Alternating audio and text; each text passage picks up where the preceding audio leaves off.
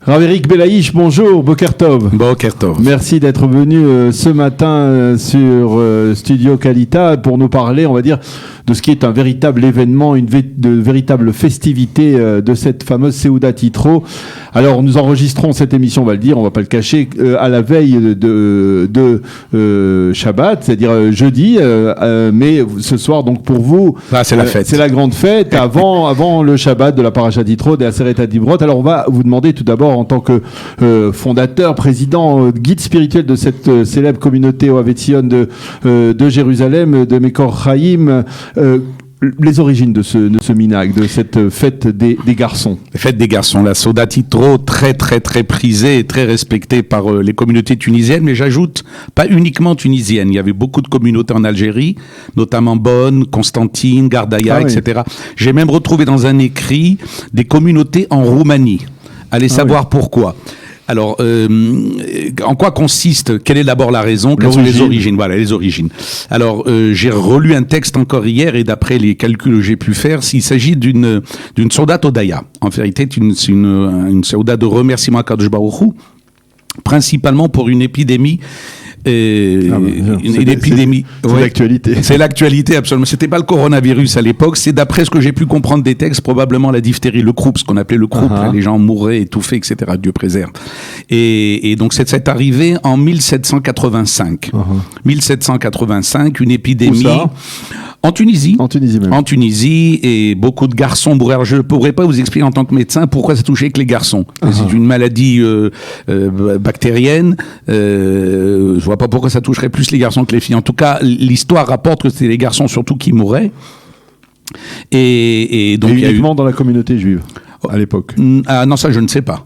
Non, ça je ne sais pas. En tout cas, il y avait il y a des témoignages, en particulier dans la Hakdama, dans la préface du livre de Rabbi Yitzhak Chai Tayeb dans Erech HaShulchan, un livre fameux, où il dit en Hakdama, en préface de son préambule de son œuvre, c'est vraiment une œuvre magistrale, ici sous la forme d'un poème, comme quoi il a été lui-même sauvé de cela, et qu'il avait fait le vœu que s'il s'en sortait, qu'il écrirait un livre. C'est pour ça qu'il a écrit Erech HaShulchan. Il écrit sous la forme d'un poème. Donc c'est une maladie, on va dire, qui touchait les garçons. Alors évidemment, les chachamim de l'époque ont fixé les jours de Ta'aniot, etc., des lectures de Télim pour essayer de sauver ou un peu implorer l'Éternel, etc. Et il se trouve que cette épidémie s'est arrêtée dans la semaine de la Parashat Yitro. Alors, donc de là est venu le minhag. Mais il n'y a pas on va dire, il n'y a pas un lien direct entre la paracha de la semaine, en particulier les Aseret Adibrot et l'épidémie. Évidemment. Alors ça c'est une première réponse qui est bien connue, qu'on trouve écrite un peu partout. Mais il y a évidemment d'autres raisons à cette Seudat Yitro. D'abord, premièrement avec la paracha de la semaine. Oui. Paracha de la semaine où Yitro vient inviter, bien Balei de Gaïer, comme dit Rashi, il est venu se convertir, et à l'occasion de cette conversion, il a fait une Seudat Odaya, une Seudat de remerciement d'être venu Tachat Kanfei HaShrina, d'être rentré sous les ailes de la Shrina. Il a invité tous les Talmidei Chachamim, et le texte dit d'ailleurs Lifnei Elohim, ils sont venus manger devant l'Éternel. Quelle est cette précision devant l'Éternel? Pour montrer que celui qui vient se mettre sous les ailes de la Shrina, il est en présence de l'Éternel. Évidemment, le lien est évident avec les Aseret Adibrot, les 10 commandements, où l'Éternel a mis la montagne comme une choupa, etc. Il les a pris sous son aile et ils ont reçu donc la Torah. Alors, à l'occasion précisément de cette Seudat Odaya, cette Seudat de remerciement, qui est en même temps pour Kabbalat Torah et en même temps pour célébrer cette Seudat de remerciement parce que les enfants ont été sauvés. Alors, on met les enfants à l'honneur, les garçons. Ouais. Alors, pour pas faire de jaloux, chez les Tunisiens, on a équilibré, puisque le premier Tevet, c'est Rosh Chodesh, pendant Hanouka, c'est Rosh Chodesh des filles, Rosh Chodesh Libnat. Ok, d'accord. Ah bah oui. C'est moins connu tout de même. C'est moins connu, il y a moins de tralala autour, c'est vrai. Mais enfin, on a voulu équilibrer un peu les choses, à mon avis. Oui. Et donc, à l'occasion de cette Seudat, on fait tout en petit, comme c'est fait pour les enfants. Alors, on fait toutes les choses qui sont servies. Sont servies en petit. Alors, des petites mininas, des petites, des coquelets, etc. Alors, pourquoi les coquelets? Deux raisons. Première raison, c'est qu'il est marqué dans la paracha Vaïsa et Tremal Kanfe Nesharim, que la délivrance du Ham Israël s'est fait par les aigles. Les aigles. La comparaison était Eagles Airline. Oui.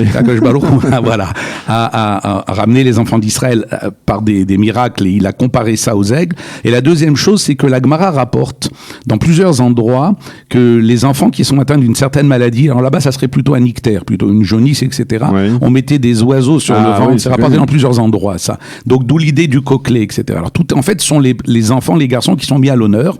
On leur fait des épées de petites dinettes comme ça, avec des petits kélim, des petits sakoum, des petits ustensiles, etc. Les enfants jusqu'à la bar mitzvah ou ouais, jusqu'à la bar mitzvah. Voilà. Je vais vous dire, même les adultes, bah oui, les adultes en profitent évidemment. Jeu, et alors on clôture ce repas de fête classiquement par une pièce montée. Pourquoi une pièce montée? Parce qu'elle représente le mont Sinaï. Voilà. C'est la montagne. C'est la montagne. Et alors c'est recouvert de miel. Évidemment, une pièce montée sans miel, c'est pas une pièce montée, évidemment. La douceur de la Torah. La douceur de la Torah, voilà. Devash vechala tachat leshoner. Voilà, c'est à peu près l'origine. Alors, c'était extraordinaire. C'est que c'est un événement qui a eu lieu il y a maintenant depuis 235 ans, si mes calculs sont justes. Et c'est toujours d'actualité. C'est-à-dire que ça a été très préservé. Ça. Très préservé. Curieusement, à l'encontre d'autres minagim qui ont disparu ou qui sont moins respectés. Alors, ce minag de la Seudat Yitro est très particulier. Alors, ça veut dire c'est familial ou ça va au niveau des communautés? Il y a des grands galas, comment ça se fait? Non, en général, c'est une fête familiale, les gens se retrouvent, etc. Nous, à titre personnel, on a essayé dans notre communauté de le faire à l'échelle communautaire, ça marche pas. C'est une fête familiale. Ah oui, mais on reste à la maison, on reçoit tout le monde, etc. Alors, ce qui était fait à l'époque, c'est qu'il y avait une page qui était éditée par des imprimeries en Tunisie, qu'on appelait la feuille de Yitro, Yitro, dans lequel on faisait tout en petit. Alors, il y avait les enfants à tour de rôle réciter les 10 commandements, c'est tout le but, parce qu'ils arrivaient maintenant bientôt à l'âge de la bar mitzvah et chacun donnait une des 7 adibrot, un des 10 commandements. On faisait un petit birkat Amazon adapté aux enfants, un petit Kriyat Shema Alamita adapté aux enfants. Il y avait une feuille particulière qui était rééditée chaque année. Voilà donc l'origine et la raison de ce minag. Alors, c'est très important et vous nous avez fait donc le lien très solide qui existe entre cette tradition et la paracha de la semaine, cette paracha qui, on peut dire, il faut bien l'avouer, la paracha... on peut dire par excellence fondamentale, celle des Aseret Adibrot. Et bien entendu, alors, au-delà de ce lien, quel est l'enseignement que vous avez souhaité nous transmettre à travers cette paracha? Alors, je vais vous dire, évidemment, on pourrait parler des heures sur les Aseret Adibrot, sur les 10 commandements eux-mêmes, mais moi, je voudrais m'intéresser au personnage de Yitro. C'est un personnage très, très particulier. Ce monsieur était vraiment... le beau-père de Moïse. Le beau-père de Moïse était un monsieur très, très particulier. Je vais tout de suite définir ce monsieur. C'est un monsieur qui recherchait le Hémet. Il recherchait le Hémet. Alors, quand on retrace un petit peu, d'après les Midrashim, sa vie, on le voit, il apparaît la première fois à la cour de Pharaon. C'était un notable d'Égypte. Bien qu'il soit d'origine midianite, c'était un notable d'Égypte. Il était conseiller à la cour de Pharaon. Et ce qu'on sait de lui, c'est qu'il s'est totalement opposé au projet de solution finale que Pharaon voulait exercer en noyant les enfants sur les conseils de Bilham, qui était le deuxième conseiller. Il s'est levé, il a quitté la table, j'allais dire, du gouvernement, etc. Et il a été poursuivi, il a été recherché pour qu'on le tue. Donc c'est un homme qui est... Un peu comme Moshe. Un peu comme Moshe. C'est un homme de combat. On va voir que les deux personnages de Yitro et de Moshe, ils ne se sont pas rencontrés par hasard. Les deux ont une même démarche qui est une démarche de Hémet, une démarche de vérité. C'est un homme de vérité à tel point que dans le début de notre Sidra, on nous dit que Yitro est venu se convertir et il déclare une espèce de profession de foi en disant Ata yadati ki gadol Adonai mikol Elohim. Il dit maintenant j'ai compris que le Dieu d'Israël est le Dieu le plus grand de tous les dieux. Rashi, le fameux commentateur médiéval, rebondit là-dessus en disant, de manière tout à fait rhétorique évidemment, et d'où c'est-il? Peut-être qu'Ivyachol, il y aurait un Dieu plus grand. Dit Rashi quelque chose d'extraordinaire. Il dit non. Chez En Avoda Zara chez Avada. Il a tout essayé. Pour arriver au Hémet, pour arriver à la vérité, il y a des gens qui sont obligés d'avoir des cheminements qui sont des cheminements extrêmement compliqués et complexes. D'autres arrivent au Hémet parce qu'ils ont été élevés dans des familles, de notre point de vue évidemment, de la Torah, des familles de mitzvot, etc. Mais d'autres ont des cheminements qui sont d'une complexité. Ce Yitro arrive après à Midian, il devient prêtre de Midian, il s'aperçoit que c'est pas bon, il essaye toutes les... C'était un leader des Midianim? C'était un leader des Midianim. Le mot Cohen, qui est marqué au début du texte, peut être interprété selon les commentateurs de deux façons, soit Cohen Midianité, effectivement le prêtre, le leader, j'allais dire spirituel, ou bien, parce que c'était un homme de spiritualité, ou bien, alors on va dire c'était un notable. Comme on dit de Potiphar, il était Cohen, On, etc. Alors, effectivement, c'est un homme qui a beaucoup de mérite, en tout cas suffisamment de mérite pour que l'on donne le nom de la paracha de la semaine, de paracha d'Aseret Adibrot à Yitro.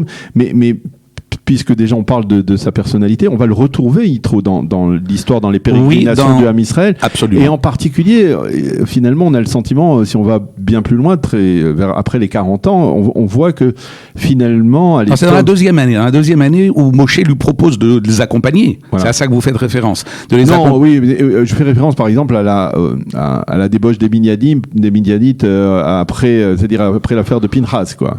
Non, c'est pas à ce moment-là. Dans le texte, ça apparaît dans la paracha, à la fin de la paracha de Béalotra, où on reparle de Chovav. Il n'est pas appelé Yitro, il est Chovav, mais enfin bon, Rashi explique qu'il avait 7 noms. Et les noms, chaque nom de Yitro a un sens. Et là, Moshe lui propose, on est dans la deuxième année des pérégrinations. Ça, on est dans la deuxième année. Donc, en fait, cette paracha n'est pas à sa place. Le texte dans Béalotra n'est pas à sa place. Et Moshe lui propose de les accompagner. Et il lui fait toute une série de compliments, lui disant tu seras pour nous un guide, etc.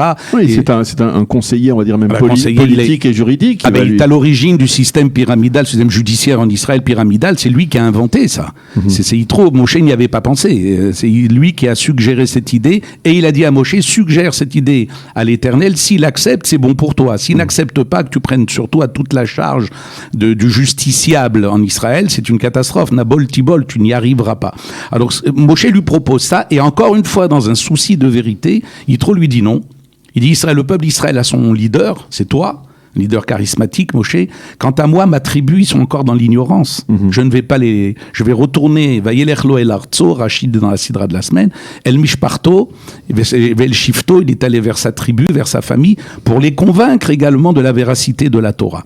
Alors pourquoi je disais que Yitro est un homme de Hémet, et c'est pas un hasard s'il se retrouve avec Moshe, qu'il va d'ailleurs avoir comme gendre, et il va être honoré dans cette paracha d'être le gendre de Moshe Rabbeinu, c'est que Moshe a la même démarche.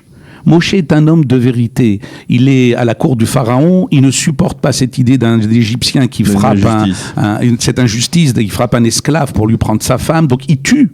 Moshe, il a un casier judiciaire un peu chargé, il a tué beaucoup de monde dans sa vie. Donc il tue l'Égyptien parce que c'est pas juste. Il s'enfuit miraculeusement d'Égypte, condamné à mort qu'il était. Il se retrouve à Midian. Quand quelqu'un est poursuivi pour un meurtre, il se cache. Mais lui, pas du tout. Il arrive dans le puits de Midian. Il voit que les bergers chassent les filles de Yitro et ça lui paraît inexact. Il les rosse. Il leur casse la figure parce que c'est pas normal. Et Moshe est un homme de vérité. Il est tellement un homme de vérité qu'il discute 7 jours avec le bon Dieu pour refuser la mission parce qu'il pense que la mission, pour diverses raisons, ne lui est pas adaptée. Et quand il accepte, forcé qu'il est, d'aller à sa mission, et que ça capote, puisque la première intervention de Moshe a été à aggraver la situation du Ham Israël, il est capable de rentrer en colère contre l'Éternel. Ça veut dire qu'ils sont dans une recherche permanente de Hémet. Et Moshe et Yitro, c'est la même chose. C'est la même chose. Si j'ai encore une toute petite minute, voilà, vraiment une toute petite minute, je voudrais rappeler ici la mémoire d'un très bon ami, un copain de classe que j'avais, qui était un garçon un petit peu foufou, très agité, et qui a eu exactement cette démarche. Ce garçon a passé son bac. Une fois qu'il a passé son bac, il est allé au Tibet, et il s'est tellement mis dans cette espèce de méditation transcendantale, etc. Il est devenu moine. Il est devenu moine bouddhiste. Il est resté quelques années moine bouddhiste. Il s'est rendu compte au bout de quelques années que c'était pas le Hémet, il a quitté, il a cherché le Hémet ailleurs, il est devenu moine lazariste, il est devenu curé, il s'est rendu compte au bout de quelques années que c'était pas bon, il est Rosh Yeshiva aujourd'hui. Ah, il est Rosh Yeshiva. Bon, voilà, donc c'est tout un cheminement. Alors encore une fois, il y a des gens qui ont la chance d'être là au pied du Har Sinaï et de dire Naaseh Benishma, il y en a d'autres qui viennent de très très très loin, et pour arriver au Hémet, ils sont obligés de cheminer par des chemins qui sont tout à fait improbables, j'allais dire. Eh bien, merci beaucoup, Rav et Docteur Eric Belaïch, leader spirituel, guide spirituel de cette très dynamique communauté des Tunisiens, comme on les appelle ici, à Jérusalem, au Havet Zion, à Rehov Mekor Chaim. Merci d'être venu dans notre studio à l'occasion de cette Seudat Yitro, de cette fête des garçons et de cette paracha de Yitro. Merci beaucoup. Et merci à vous, c'est un plaisir. Shabbat Shalom. Fête.